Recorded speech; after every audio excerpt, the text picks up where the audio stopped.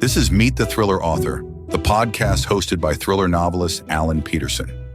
Each episode, Alan sits down with some of the most exciting voices in mystery and suspense, best-selling legends and rising stars alike, to talk writing, process, and the art of crafting a killer story.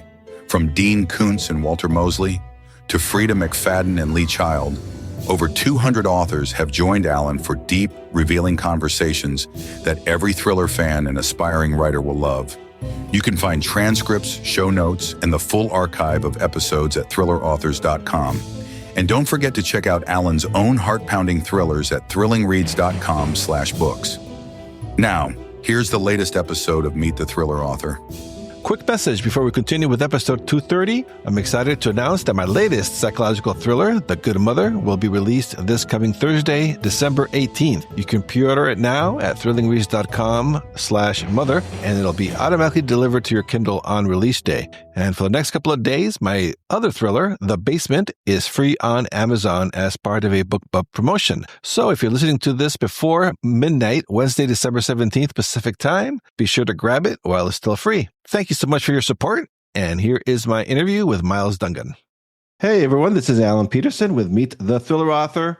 And on the podcast today, I have Myles Dungan, who is an acclaimed Irish historian and broadcaster whose work ranges from nonfiction studies of Irish political history to fiction that explores the past. His new novel, The Red Branch, takes us into the underworld of 1880 San Francisco and the shadowy network of Irish revolutionary politics. Myles, thank you for joining me. Alan, thank you very much indeed for having me. Delighted to be on your podcast. Yeah, thank you. Very excited to talk with you. Before we dive into The Red Branch, you share a little bit about your background, the kind of books that you've written, and I'm kind of also curious what led you from broadcasting and historical scholarships into writing fiction. Well, I'm still broadcasting. I still do that a little bit less since I started doing a lot more writing. So, I mean, basically, I've been in broadcasting since I was in my early 20s. Did a bit of what you would call high school. We call it secondary school teaching before that. So got into broadcasting, did a lot of news and current affairs programs, did quite a bit of sport as well. I actually did for a few years. I was the face, believe it or not, I was the face of American football on Irish TV. Yeah. Did a bit of basketball, NBA basketball and stuff like that. A lot of golf, sports-wise. So on television, my career was basically about sports. On radio, my career was basically about news and current affairs. And I kind of stepped back a bit about 10 years ago. So what I do now is something that I'm really passionate about and have been for many, many years, which is history. So I do a program now on Sundays called The History Show. And it is entirely about mostly Irish history, but not exclusively Irish history. We do, a bit of American history, a bit of European history, whatever people might find interesting. And also the program is podcast. And in fact, it's weird. It's very strange now for me over the last couple of years. I've been doing this, actually, no, it's 15 years I've been doing it now. And in the last 3 or 4 years, people introduce me or people talk about me as the presenter of the History Podcast. So that tells me a lot about the way broadcasting has been going in the last number of years, in that this is still a program that is transmitted on our national radio station for an hour on Sunday nights. But I suspect at this stage, Alan, most people, are onto what you're onto, which is they are listening more to certain kinds of programs on podcast than they are listening to them going out live. Oh, that's funny. Yeah, especially I wouldn't even have any idea how to get into broadcasting, and that you have all that experience, and I was like, well, podcasting. Yeah, well, I mean, you're in broadcasting, basically. You're not narrowcasting. You're certainly not, you're not broadcasting to a really, really small audience, or your granny. So you're in broadcasting, and that's it. And this is how modern broadcasting is. Podcasting nowadays, particularly in the USA, not quite so much in our neck of the woods, but is hugely, hugely important. You can see the influence, and you can see how it has taken off in the last the last 5 years or so, in a huge way. With regards to your novel too, I live in San Francisco, so of course I was very interested when I first heard about the Red Branch, and I will say that before we get into the nitty gritty of it, but your description of the old Barbary Coast and Chinatown and North Beach, kind of really felt like I was stepping into a time machine. So, how do you approach that, researching and recreating San Francisco in the 1880s so vividly for a novel? Yeah, I mean, congratulations. Live in one of the two greatest cities in the world, Paris being the other one. If I only ever got to see Francisco between now and the time my life ends, I would be a perfectly happy person. I mean, I've lived in the Bay Area. My wife and I have lived a lot in the Bay Area over the last 15 years or so. She's an academic. We've both been on Fulbrights and stuff like that. We've spent 2.5 years of the last 15 years in the Bay Area, in Berkeley, in actual fact, but spend a lot of time in San Francisco. And I've always been interested in American history, particularly interested in Irish American history. A few years back, I wrote a book called How the Irish Won the West. They didn't, but I just thought it was a great title, so he decided to use it anyway. And doing research for that got me interested in the history of the American West. You can't study the history of the American West without looking at San Francisco because it was hugely important. And what I didn't realize, and what very few people in this country realize, and I think more people in America and certainly in California realize, is that San Francisco was an incredibly Irish city back in the early days. San Francisco, not Boston, not Philadelphia, not New York. San Francisco was the first city in America to elect an Irish-born mayor, Frank McCoppin. So it's a very, very Irish city. So I would have read a lot about the history of San Francisco.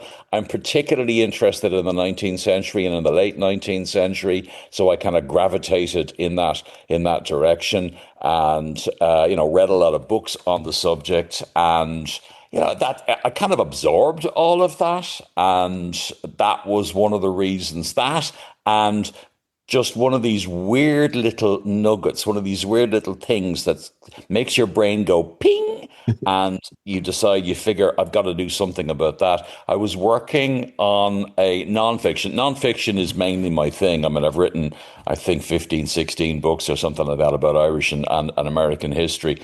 And I was doing research on a campaign, which a lot of people don't know about, run by Irish American extreme nationalist groups in the 1880s, and they were bombing London. They were basically an organisation called Clan Gael, which is the family of Ireland, Irish Republicans. This is now 100 years before the IRA came on the scene. They were bombing London.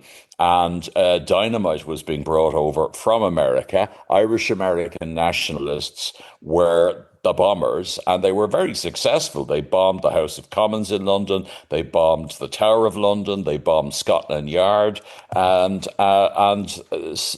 it was a big deal at the time.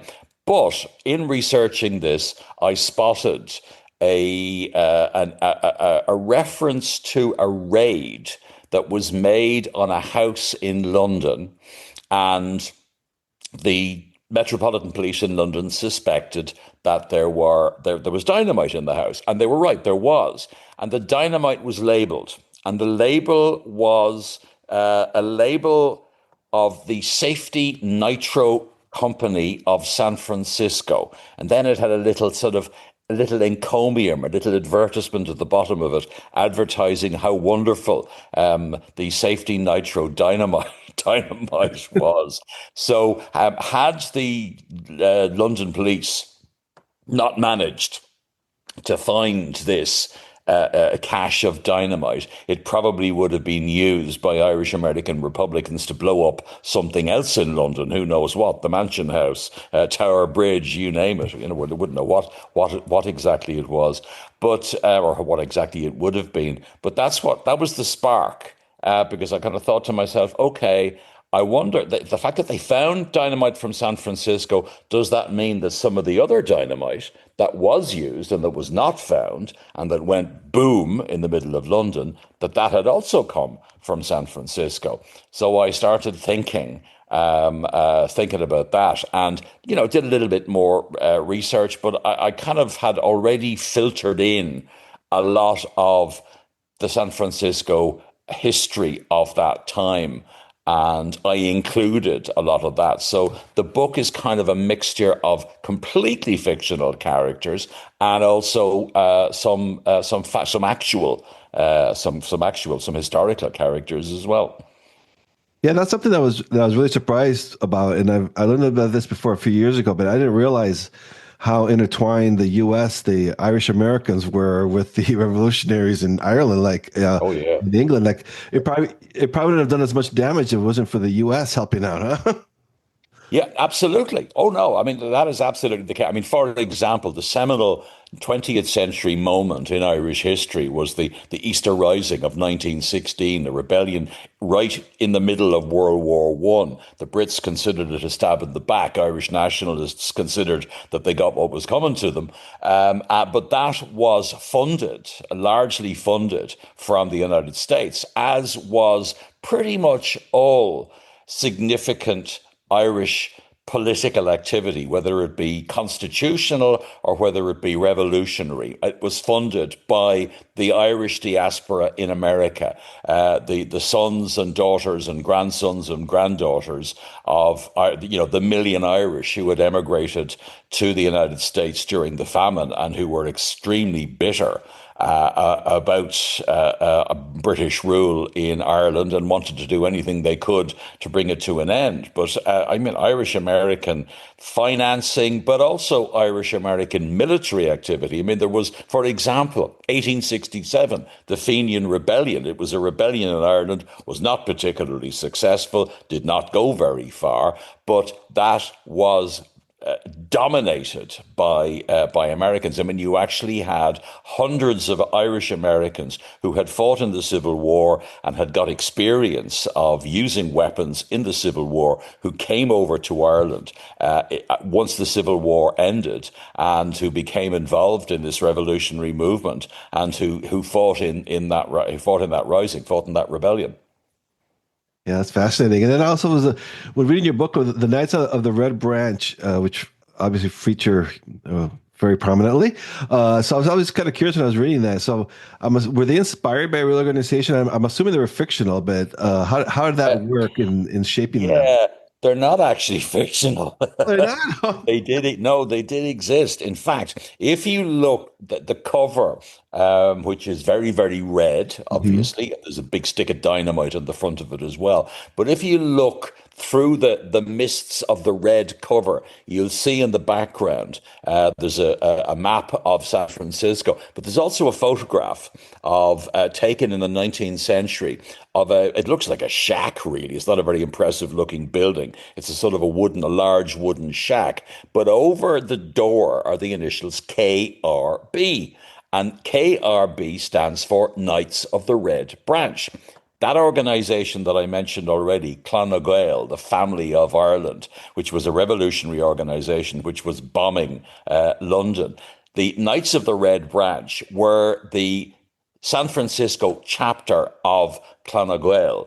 So, these guys, now, I mean, largely most of it was mostly a kind of a social group. They would have organized St. Patrick's Day parades. They would have organized picnics and concerts. But obviously, given the fact that there was San Francisco dynamite found in London, they were organizing a lot more than picnics, right? So this was so that was the first thing that sparked me off was the dynamite, the discovery of the dynamite in London. The second thing that sparked me off was, hey, there's a chapter of Clan na Gael in San Francisco, and if anybody is sending over dynamite from San Francisco to London, it's these guys. So no, they did actually exist. Now the characters in the book, who are the leaders of the Knights of the Red Branch in San Francisco, are entirely fictional.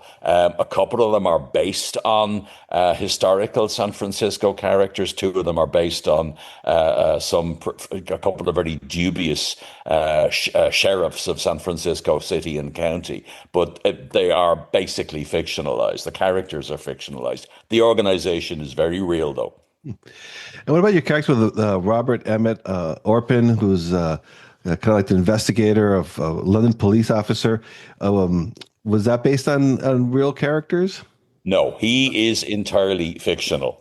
He's one of the three main characters, who are Orpin, who is a young Irish detective stroke spy. He's an undercover agent whose whose cover is blown on page one, and who spends the next 200 and whatever it is, 260 pages improvising, basically. He's completely fictional.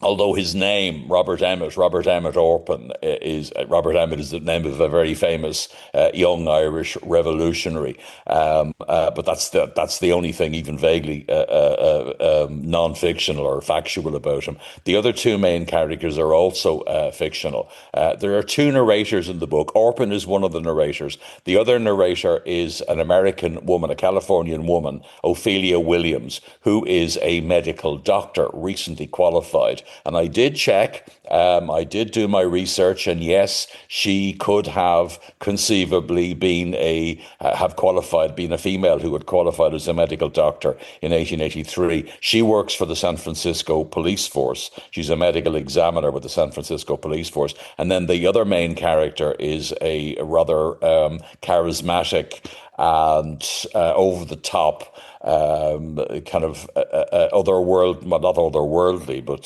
certainly over the top character who is a member of the San Francisco Police, whose name is Wellington Campbell. He's a Southerner. He's a veteran of the Civil War, and he has basically fled the South for a variety of reasons, and has gone as far west as he possibly could.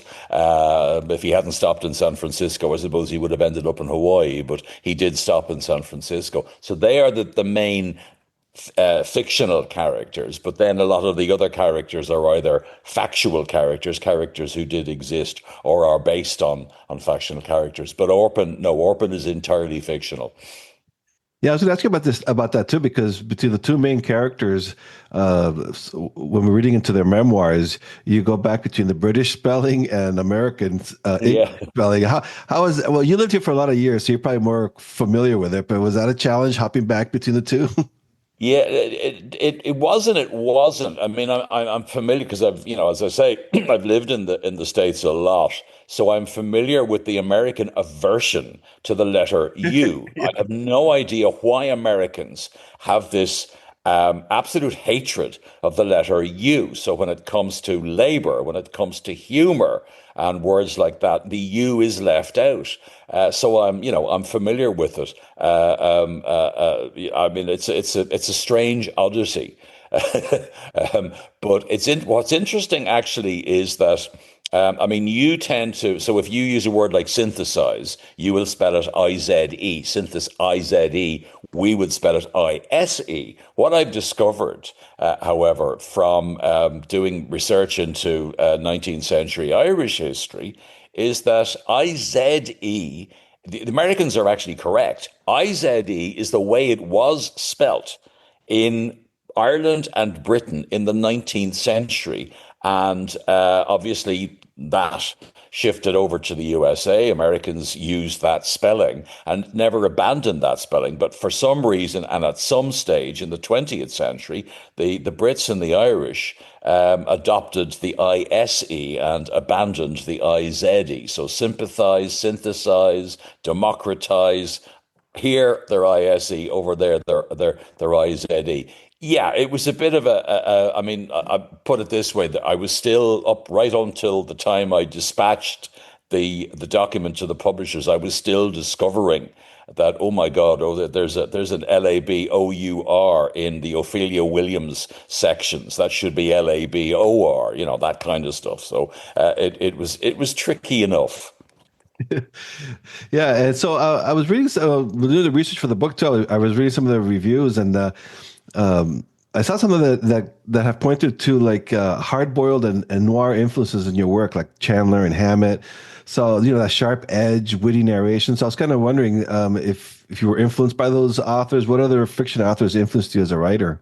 Oh, I mean, Alan, how could you not be? Yeah. If you've read, I mean, I'm sure you had. If you've read Chandler, you've read Hammett. How could you not be influenced by them? Of course, absolutely, 100%. Particularly in the case of Hammett, who, I mean, a lot of his stuff is set in is San Francisco. He himself was he was a Pinkerton in San Francisco. I've walked past on many times on Market Street. I've walked past the building where he had his offices. So yeah, absolutely hugely influenced by people like that. What I love about both of them is the humor and is the first person, particularly in the case of Chandler and Marlowe, is the first person narrative. And I was determined. I wanted the book to be. I wanted it to be funny. I didn't want people to take it, it to be too serious. I mean, there are a couple of murders. There's a lot of espionage. There's a lot of crime and crime detection and what have you. But I thought there was still room for humor. And I thought that was better put across by first person narration, so that if you had somebody who who had a sort of a self-deprecating sense of humor, that they could express that in every line of the narration rather than just, for example, in dialogue, which is, if you're using third person narration, to some extent, you're kind of, to get humor across, you're kind of stuck with having, with good, funny, edgy dialogue. Whereas if you're using two, as I do here, two first person narrators, because these are memoirs that these two people have written about these events, but they're writing them in the 1930s. About stuff that happened 50 years ago when they were much younger. But yeah, I mean, I was influenced by the Chandlers and the Hammets of this world. I did want to get that kind of dark, edgy humor into what I was writing. I hope I succeeded. I mean, a couple of people I did get, as you said, a number of pretty well known writers. John Banville, for example, who would be on certainly this neck of the woods, would be well known as a literary writer, but also has written under the name Benjamin Black, has written a number of detective novels. Liz Nugent, she's one of our best. I mean, she's starting to become, I think, well known in America now as well. But for about the last 10 or 12 years, she's been one of our top crime writers. And, she had a look at it for me and gave me a very nice little blurb, as did John. John Boyne. Now, John would be more of a literary fiction writer than a detective fiction writer. But, John is somebody, he's a great humorous writer. So, I asked him to have a look at it, and he gave me a lovely blurb, a lovely endorsement as well. Yeah, you mentioned it earlier about your opening. You opened it with all of it. A big bang, a death with a skull crusher Madden.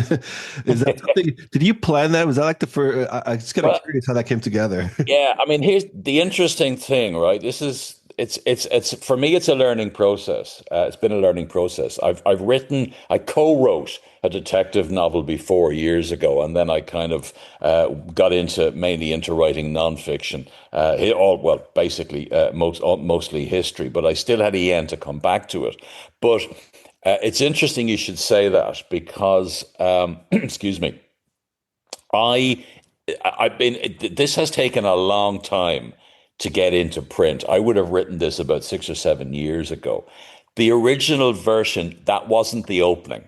The original version was a kind of a wraparound bookend piece written by there's a journalist who makes an appearance in the book, right? So I had this conceit that he had been handed a memoir by a much older Orphan, and that so what you got was this sort of about 3 pages of an explanation of who this guy was, and blah de blah de blah, and I think that's one of the that's one of the reasons why it took so long to get it published. Because I think a lot of editors, my agent sent editors the book, and very sorry, it's fine, but it's not for us, etc., etc. I'm sure you've been there yourself. Oh We yeah. all have, everybody has, but it took me a while to realize that no, that's not. Forget about all of that stuff. That's all wrong. Who cares? Who's interested? Nobody cares. So I then basically ditched all that and I started with what you're talking about, which is a fight to the death on the Embarcadero, not far from Fisherman's Wharf, where, as I said, Orphan has arrived in San Francisco. He's been given a job by two spy masters in London, both of whom, by the way, are actual spy masters. They're the real thing. And he has been sent to San Francisco, and his job is basically to find out where this dynamite has been coming from, and to prevent it from any more dynamite from getting from San Francisco to England. So he's undercover, except that his cover has been blown. He has been ratted out by somebody. I won't say who. And as I say, it all goes haywire on page one, and he is followed by two of the members of the Knights of the Red Branch, who are basically intent on killing him. One of them he has had some experience of before. A few years ago, when he was a cop in Dublin, this same guy beat him up and literally chewed his ear off. And then spat it out, and then broke his nose in the follow. So this is the guy you mentioned, Ollie Skullcrusher Madden. This is his only appearance in the book, except as a bloated corpse in San Francisco Bay subsequently. So essentially, long story short, because you find this out on the first page, Orphan wins the fight because he brings a gun to a knife fight, and he kills Madden, and he seriously wounds the other guy who was attacking him, who was a real lowlife by the name of Riley, and that's where it all goes haywire, because the San Francisco police arrive on the scene, and he has to start explaining things. So I mean, we get into it straight away. We're right there on the Embarcadero. You can smell the polluted water, I hope, and you can see the blood. Yeah, that's something that was something that when I was reading, I'm like, wow, because it's supposed to be this secret mission, and I figured that was going to be the whole. Yeah, So exactly. It's supposed to be. Yeah, I love that little jarring, like, hey, what's going on here? It's kind of like Alfred Hitchcock killing Janet Leigh and the first half Yeah. of Psycho. Except that happens even earlier than that. I mean, he doesn't have to wait to have a shower, Yeah. Yeah. So I was also wondering too now, because you've read a lot of nonfiction historical books. What's the approach? I mean, is it different? I mean, I'm assuming it's very different because you have to have your sources checked and all that. But when you sit down to write a fiction book compared to a nonfiction, what's your mindset on that? There is this wonderful feeling, this wonderful soothing sense of relief, Alan, that I can, pardon my French, but I can make shit up. I can imagine. Right? That I don't have to. I come up with something, and oh God, I'm gonna have to double check that one. I go, where am I going to find? Where did I read that? Oh Jesus, what was the name of that bloody? And then I thought, it doesn't matter. It doesn't. Nobody cares. I can make it up. Now, I mean, obviously you can't make it up completely. You can't have aliens descending, in 1883 San Francisco, and in like a Deus Ex Machina, and sorting everything out in the last chapter.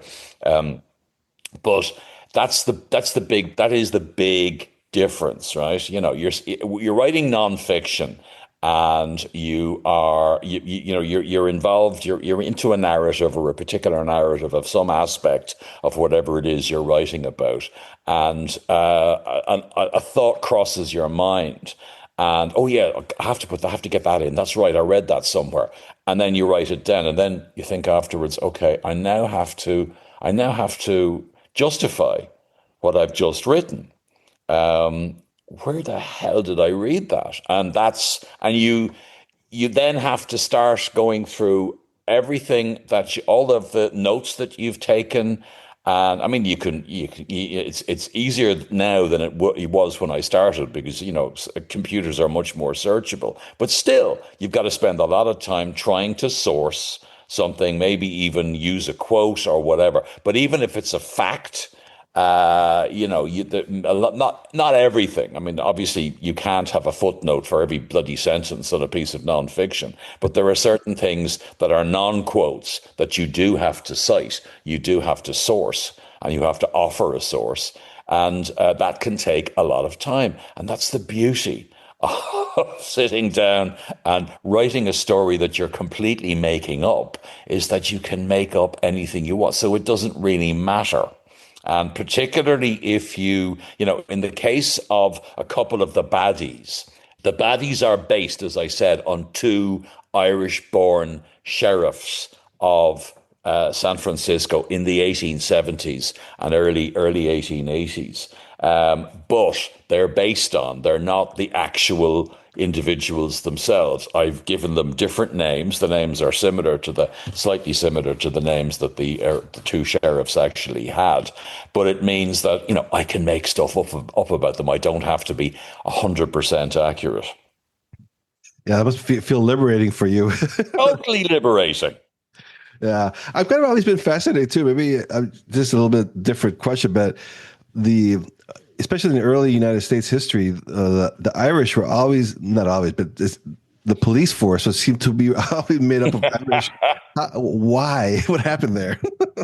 I mean, it was okay. Well, there were a few things. The Irish were particularly in from about the 1850s onwards, when they have now arrived in huge numbers. I mean, we're talking about, they have arrived in hundreds of thousands rather than thousands. And obviously in the 1850s, they faced know-nothingism. They faced they were not welcome in certain parts of America. Interestingly, as you probably know yourself as a San Franciscan, they were perfectly welcome on the West Coast. The two-boat Irish made a different sort of life for themselves, because they were among the first to arrive. So you didn't have, the WASPs were not there in advance, the white Anglo-Saxon Protestants, living. I mean, the lace curtain, whether you have the lace curtain Irish, I suppose, in Boston. But the point I'm making is that in the 1850s and on to some extent, well, certainly the 1850s, right? So 1840s, they start to arrive. 1850s, they're there. You have the Know Nothing party. You have no Irish need apply signs. Irish can't get certain jobs. However, they can get jobs in the army and they can get jobs in the police force. And nothing is preventing them from getting those jobs, and also as firemen as well. So these are the kind of jobs that working class Irishmen went for. Then, subsequently they would be working on the railroads, for example. They would have been hugely involved in building the transcontinental railroad. So this is why you get so many Irish in the army, in the American army, and you get so many Irish in the police force. And that was true of San Francisco as well. I mean, I briefly mentioned the main policeman in all of this is a guy called Isaiah Lees. And he was on the San Francisco police force for the better part of 40 years. And he was a highly respected police officer and criminal investigator, to the point where there is actually a picture of this guy in Scotland Yard. That's how highly thought of he was. But one thing he wasn't interested in was being chief of police. And he served as chief of police for 3 years, and he hated it so much he retired as a policeman. For most of that time, his superior officer on the San Francisco police force was a guy called Patrick Crowley, which is about as Irish a name as you're going to get. He wasn't actually born in Ireland. His parents were Irish. But I mean, the contrast between these two guys is fascinating, because Lees was a scientific investigator. He was a scientist, and he was a CSI type of the 19th century, whereas Crowley was more old school. Crowbar was his nickname. And there was a reason why Crowbar was his nickname, because that was his instrument of choice. So basically, if Crowbar wanted to get into your establishment, in case you were selling drugs, or in case you were, the sex trafficking was going on, or any kind of illegal activity, whatever was going on, stolen goods were being exchanged, Crowley would get in via a crowbar, and there was no point in trying to stop him. And he was very much hands-on.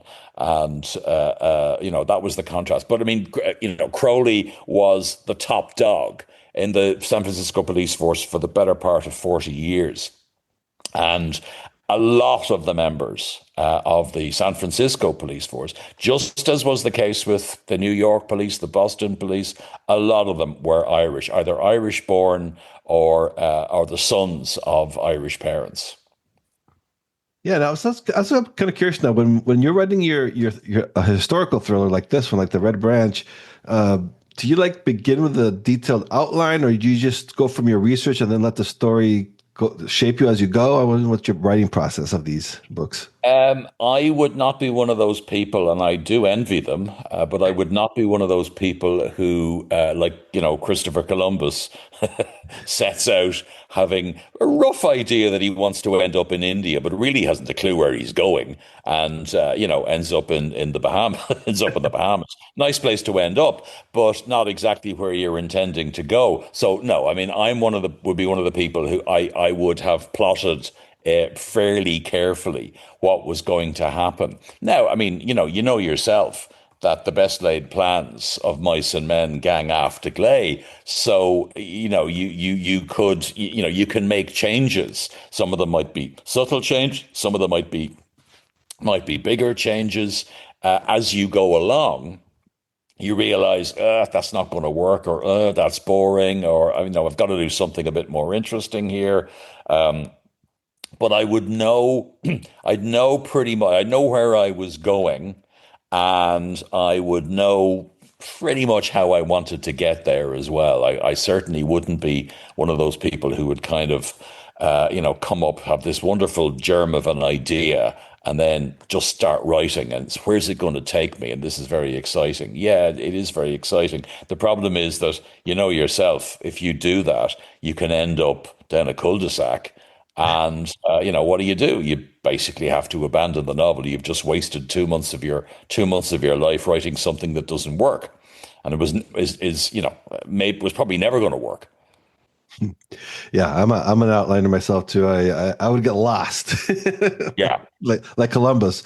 And on the practical side, I'm always curious about the tools that my guests use. Do you draft on Word, or you use something different?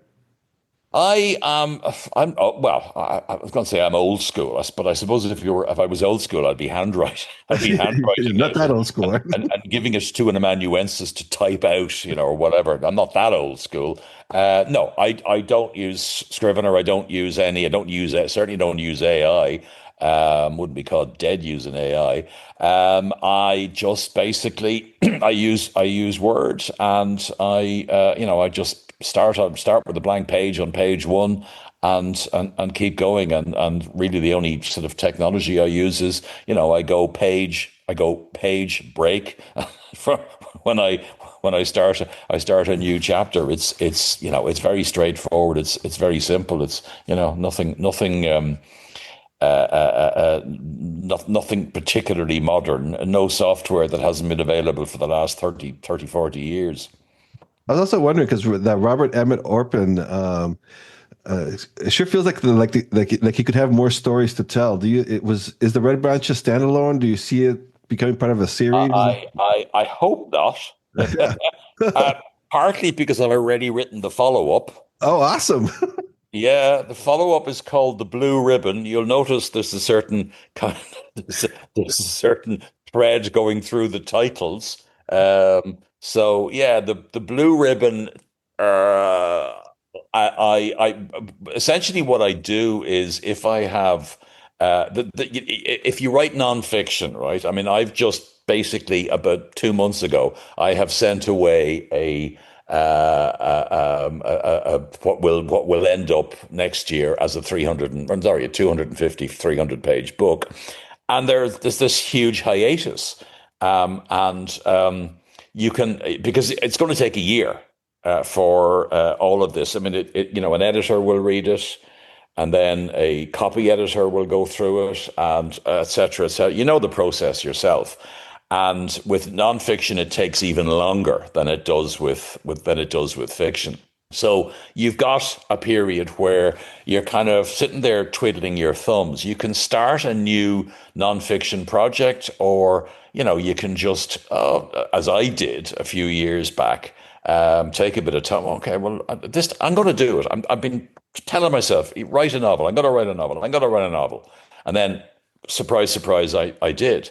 And then again, I had one of these periods where I was, noodling around, where I was waiting to get a copy edit back. I'd get a copy edit back. It would take me a week to go through the copy edit of the nonfiction book I was writing. I would finish that. I would send it back. Then I'd be waiting for proofs. That could take 2 months or whatever. So again, you've got time on your hands. And so I decided to write the follow up. So the follow up takes place about 6 months after the first book.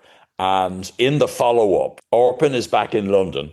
And he's back in the Metropolitan Police, and he is investigating a crime in London. And Ophelia Williams, who is the other narrator, is still obviously attached to the San Francisco Police Department, and she is involved in the investigation of another set of crimes. And do the two have anything in common? Well, maybe they do, or maybe they don't, and maybe a publisher might be interested in finding out whether they do or whether they don't, and might be interested in publishing the Blue Ribbon. I mean, I do see it as a potential series, but I still have to earn some kind of a living from writing, so I can earn between broadcasting and nonfiction. I can earn a decent living. I'm not going to spend that much time unless I know that somebody is going to take on the second one. I'm not going to start writing a third one. I'm not as green as I'm cabbage looking, as we say in Ireland, or as James Joyce would have put it. All right, Myles. And before I let you go, too, I always ask my guests for advice because I have aspiring writers that listen to this podcast, and so especially if someone's out there interested in writing a historical thriller, what kind of advice would you go about balancing their research with the storytelling, stuff like that? Yeah, I mean, what I would say is do the research first. Do a lot of reading, and not necessarily take notes. Just do a lot of reading, and you will absorb the sights, the smells, and the sounds of a period that you might be interested in writing about. Will they'll creep in through your skin by, is it osmosis? I'm not quite sure if it's osmosis, but they will sort of, they will start to affect your imagination. I bet you'll start having dreams about whatever period it is you want to write. And then, and also be on the lookout. This is the thing, right? Be on the lookout for the little nugget, for the little factoid that sets you off, that there's something, oh, that's interesting.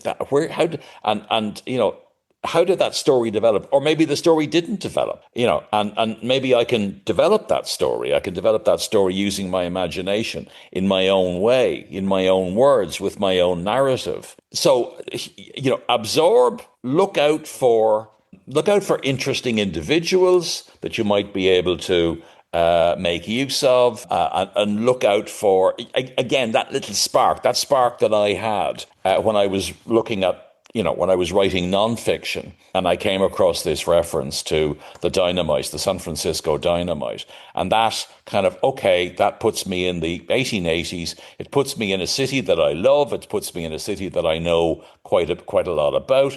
But also it puts me in a city where there were a lot of Irish people, which means I can get their accents, I can get their speech patterns, their speech mannerisms, because I'm one of them, and so on and so forth. So basically, just do a lot of reading, get your nugget, and then to some extent, I would say, Alan, just jettison what you've got, because the worst thing you can possibly do, and this happens in nonfiction as well, but more particularly in fiction, is, oh my God, I've just spent the last 6 months researching this novel. So you, the reader, are going to get the benefit. And the word benefit is apostrophized. You're going to get the benefit of all my research. And, so you end up writing something that is just sludge, a humongous sludge, which is not particularly interesting, because what you're doing is you're deviating from your narrative to show off how clever you are and how much you've learned. So read, absorb, look for the little diamond in the mine somewhere, and then just pretty much toss it away. All right, that is awesome. So where can listeners find you online? Do you have a website? I do, yeah. www.MylesDungan, Myles with a Y, MylesDungan.com is my website. So you'll basically, anything I'm doing. I do, I when the mood takes me, I'm also on Substack. A lot of stuff on Substack, which is kind of the history behind the characters in the Red Branch. So the real characters, if you like, doing that kind of stuff on Substack. So I'm on Substack as well. No, definitely check that out. And so the Red Branch, it's out now. Highly recommend it.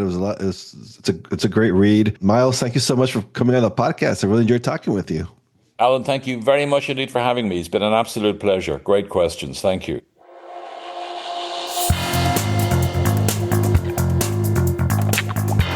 Thanks for listening to Meet the Thriller Author, hosted by Alan Peterson.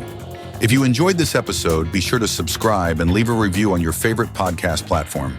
It helps other thriller fans discover the show. You can find all past episodes, show notes, and author interviews at thrillerauthors.com, including conversations with icons like Dean Koontz, Frida McFadden, and Lee Child. And if you're looking for your next gripping read, check out Alan's own psychological thrillers and crime fiction novels at thrillingreads.com/books. Until next time, stay safe, keep reading, and keep the thrills coming.